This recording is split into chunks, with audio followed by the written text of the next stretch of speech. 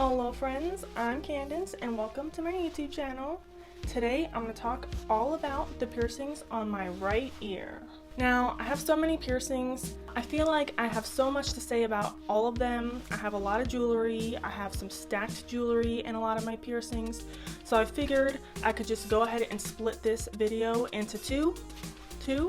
And I figured by splitting the video into two, I could talk a little bit longer about the kind of jewelry while also including the talk about the piercing itself. And I guess as I talk about that, I can talk about the pain levels for the piercings.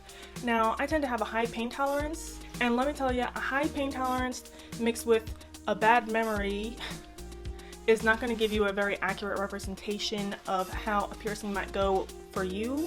I'm also a very seasoned piercee. I've had a lot of piercings before, even piercings I've had that I've retired, piercings I've done on myself that I regretted and then took out. And if you want to know all those stories, you can leave a comment down below. I can let you know those stories if you'd like. But for now, I figured I would just talk about the current piercings I have and the jewelry I have in each piercing.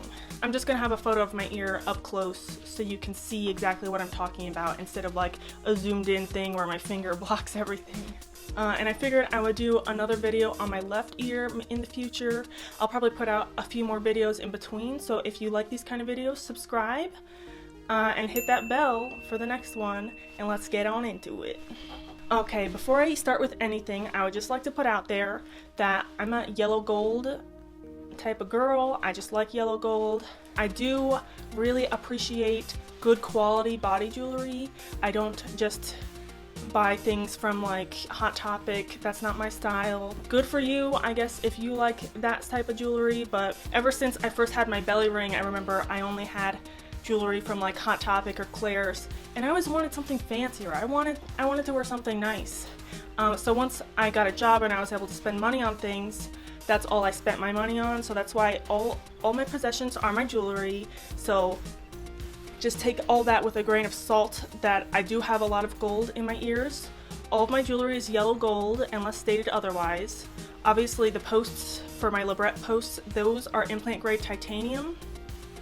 So they're not going to be yellow gold. I don't have any yellow gold posts because that is, maybe if I have like a lot of extra money, but I'd rather spend the extra $100 that a post would be on something on the front of the ear, like some sort of visible jewelry. So yeah, I just wanted to preface that everything's going to be either 14 karat or 18 karat yellow gold, unless I say otherwise. I think I only have one thing in my ear that isn't technically gold. Okay, now let's get into it.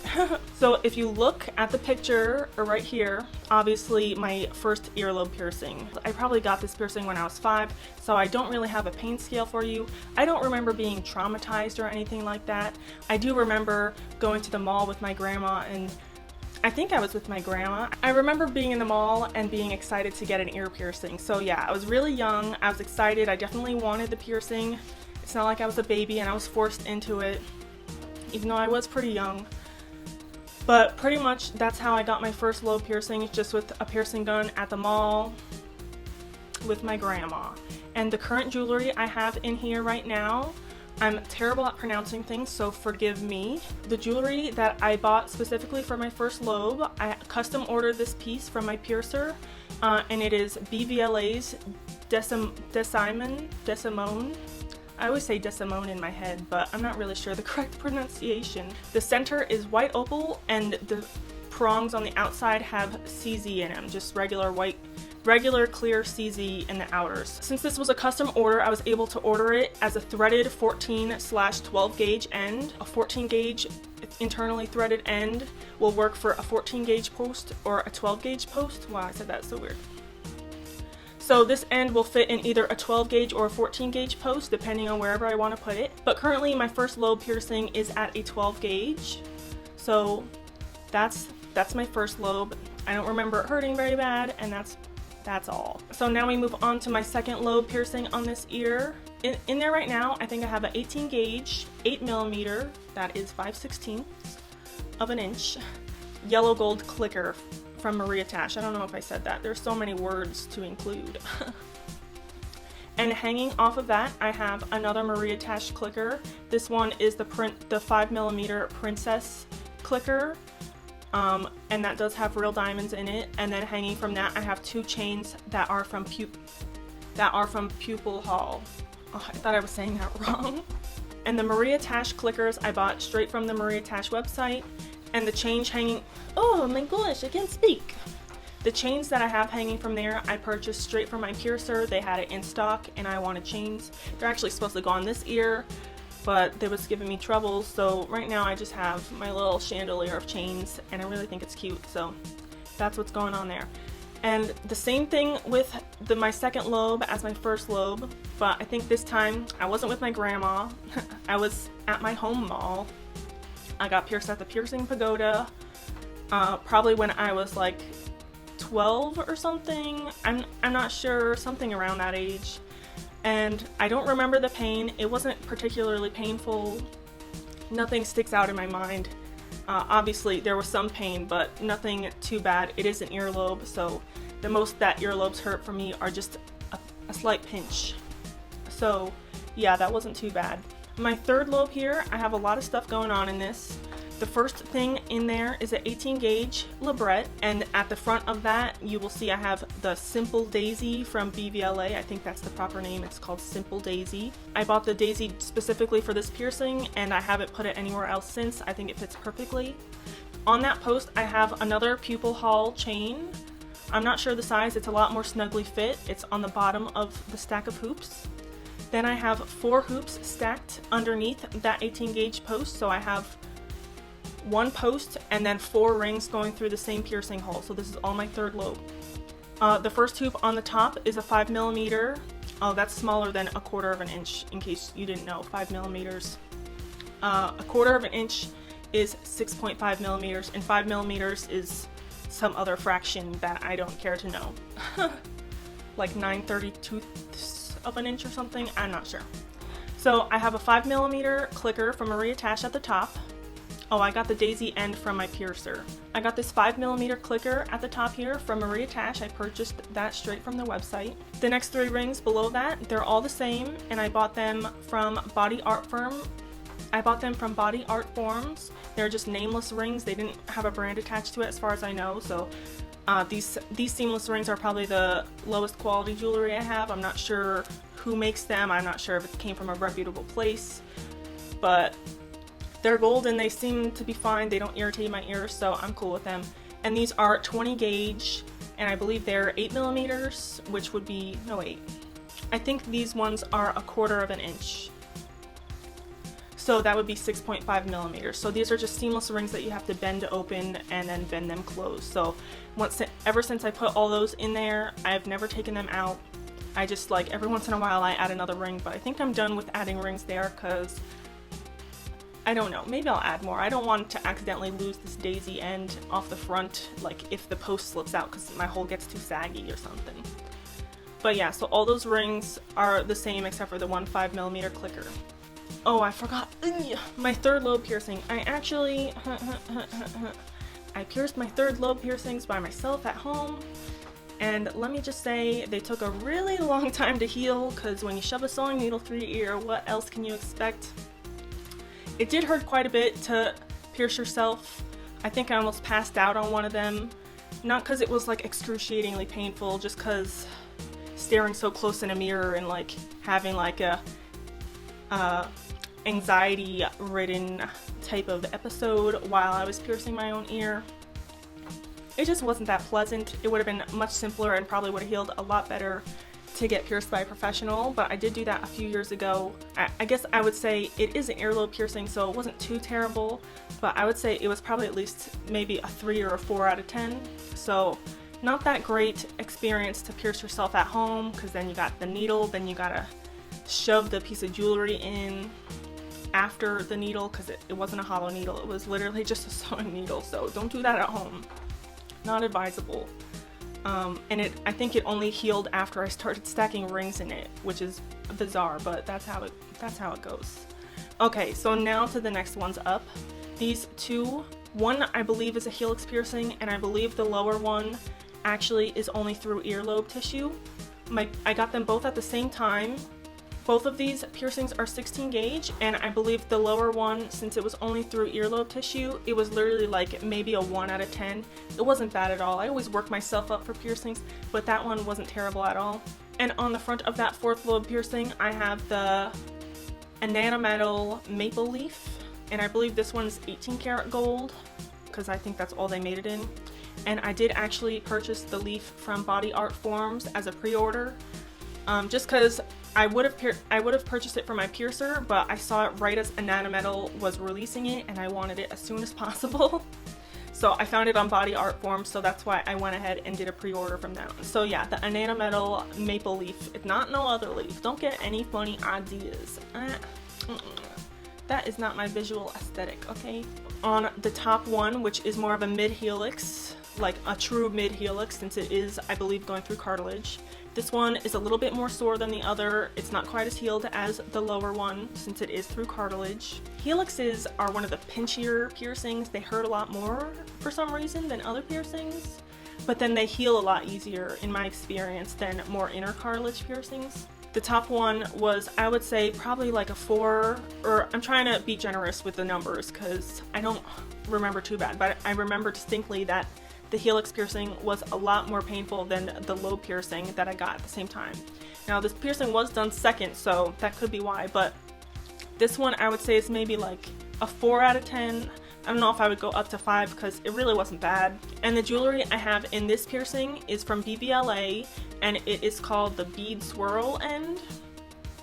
I'm not sure if it's a beaded swirl end. I'm not really sure.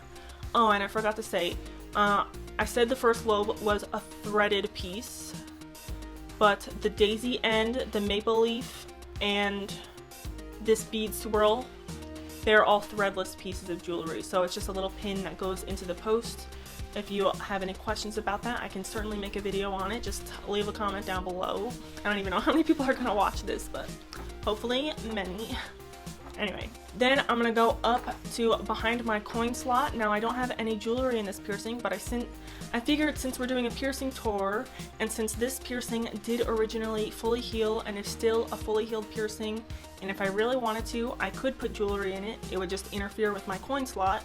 I do have a helix piercing in between the edge of the coin slot and the edge of my ear, and somehow the coin slot did not disturb the fistula at all, and it is still open piercing channel.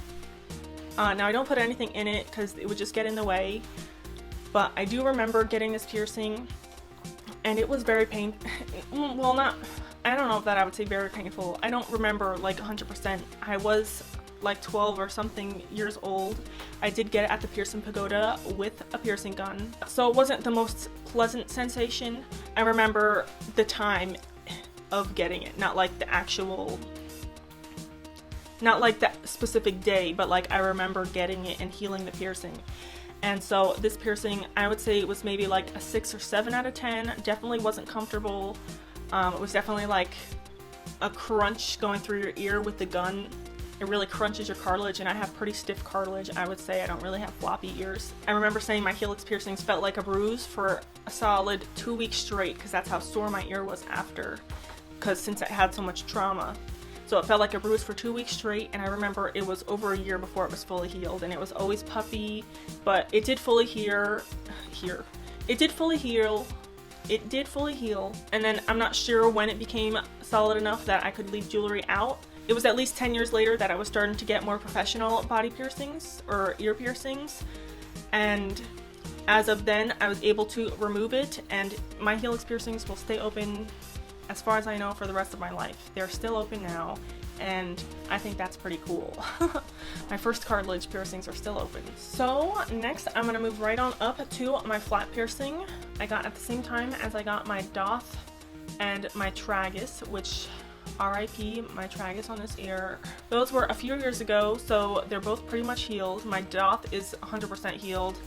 My flat gives me trouble sometimes, but I did stretch my flat piercing up to a 14 gauge. This jewelry is a 14 gauge internally threaded labret, and on the front of it I have another, you guessed it, another de Simone from my first lobe.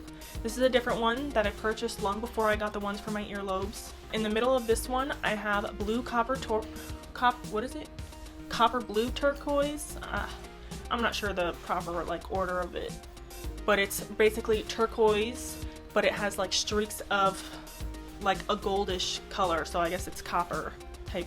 I don't know if it's actually copper, but that's what they call it. Now I think it has oxidized a little bit, so it looks a little bit darker, but I still think it's pretty, and this is the exact piercing that I purchased this for. I think it works beautifully in that spot, and I'm so happy I got it for that. So the middle of that is the blue copper turquoise, and same thing with my first lobes. The outer perimeter is all clear CZ, and I think Decimones come in two sizes. I think they come in like 4 or 5 millimeter, and then they come in like 9 or 10 millimeter, and both of these are the 9 or 10 millimeter one, so that's why they're so large on my ear.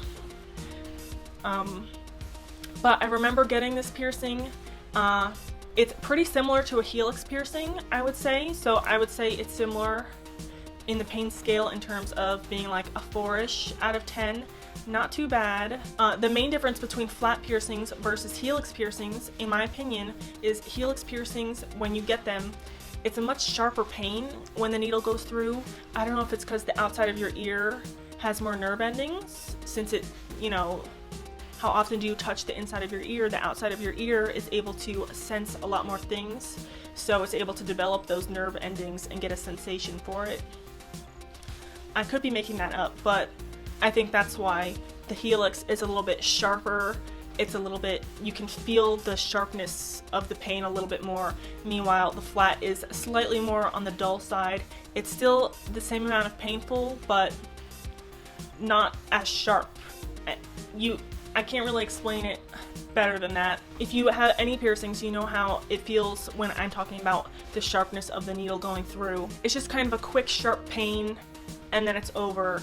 But for the flat piercing, it's the same level of pain, but it's more dull. It's not quite so piercing of a sensation. I don't know how to explain it. I'm not good at it. But yeah, I just got that one right at the top of my coin slot, and that's my flat piercing. So now moving on to my Daith piercing on this ear. I got this pierced, like I said, same time as the flat piercing. This piercing was originally pierced with a 14 gauge captive bead ring, and I had that ring in for like 2 years straight because it wasn't quite perfectly healed yet, and I was just waiting and waiting. Now this Daith piercing is like my best friend. It like doesn't give me any trouble. Currently the jewelry I have in it is a 16 gauge Maria Tash Aspera clicker. Now ever since I first saw this browsing Maria Tash's website, I was just like goo for it. It is so pretty. It just looks like a flower or something. I just think it's so pretty. I really want to stretch this piercing in the future, but right now I just have the Aspera clicker with white opal on the outside, and it's CZ on the inside. I remember the Daith piercing was the least painful, especially of the 3. I believe this is also, I would say the Daith piercing is my least painful cartilage piercing I've ever had. I would say it was literally like a 1 or 2 out of 10. It hardly hurt at all. The main thing was it had a lot of pressure, but it was not sharp at all. It wasn't a sharp sort of pain. It was just pressure, and then the most uncomfortable part is getting the jewelry in there. But yeah, I feel like this was my easiest cartilage piercing to heal. Okay, now the last piercing I have to talk about on this ear is my Anti-tragus piercing. I feel like the Anti-tragus is notorious alongside the snug piercing for being impossible to get for your anatomy. It's very hard to get. Not everyone has anatomy for these piercings, and it's the most notoriously difficult ear piercings to heal. So this is one of my favorite ear piercings. I think it's super awesome to have something so unique. I really wanted this piercing, not just to have a more unique piercing, but I really had a huge gap here. Even when I have a stud in this earlobe piercing, it's pretty low down. So I got the Anti-tragus to basically fill up that huge amount of space because it's pretty tall. And since I had so much space, I had such a tall Anti-tragus, I was able to get it. I had the anatomy for it, thank goodness, because I would have been devastated. So in this piercing, I also have it up to a 14 gauge currently. I would say that my Anti-tragus piercing gives me the most problems in terms of it flaring up on me. I would say generally it's fully healed, but hopefully with a little bit more time, hopefully it'll be able to heal up a little bit more and it won't get grumpy every every like 4 or 5 months on me, and I can just keep the shorter bar in. So currently I have a 5/16 14 gauge curved barbell in there. The ball I have on the back is an industrial strength internally threaded ball, titanium, implant grade titanium ball, anodized gold. Man, all these things have such long names to get like all the aspects. So I got the ball, I got the ball from my piercer, and I got the curved barbell from my piercer. Then the piece I have on the front of this, I purchased this from a piercing studio down in Florida, and it was pretty good, but I still feel decent about supporting a piercer instead of like a big corporation like Body Art Forms, just like a really much bigger company, or like Crazy Factory or whatever the heck all those places are. This is BVLA's Orion. The outside stones are aquamarine, and the one little center stone is white opal. So yeah, I would say people say the anti-tragus piercings are extremely painful. I did not notice that when I got it. Similar to my Daith or my flat, I would say it was more, the pain was more associated with pressure. It wasn't searing pain in the slightest to get this piercing. I don't recall it being a big deal at all. I feel like I'll say this was maybe a 4 out of 10. Maybe leaning towards 5, just because I feel like I should make it a little bit higher, but I would genuinely say it wasn't that bad, and I would 100% do it again. It hardly hurt at all. From memory, I would say this piercing was really, and maybe that's why it didn't feel too painful for me, it was really hyped up on the internet as like this piercing's gonna be really painful and it's gonna hurt really bad and be such a problem for you. It was not bad at all for me. I got this one done at my current piercing place that I go to regularly, and but it was a guest piercer, so I'm not even sure who did it, to be honest, but it was a breeze. It was so easy. I can't even imagine like an easier process for getting a piercing that most people struggle with. So maybe I got lucky there. Maybe if I ever get this side done, which I kind of want to do, maybe I'll have a different story for that one. But for now, I would say my anti-tragus was no more painful than my helix piercing that I recently got. It wasn't bad at all. So that's it for my actual piercings that I currently have on this ear.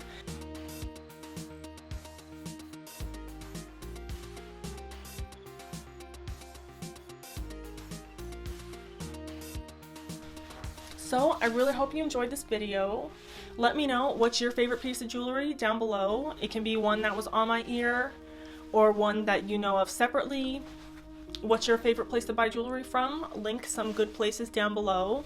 I'm planning to make a lot more piercing content, or any content about like tattoos or hair or anything, makeup even. Just let me know what you're interested in. I'll get right on that. Anyway, thank you so much for watching this video. I really enjoyed filming it.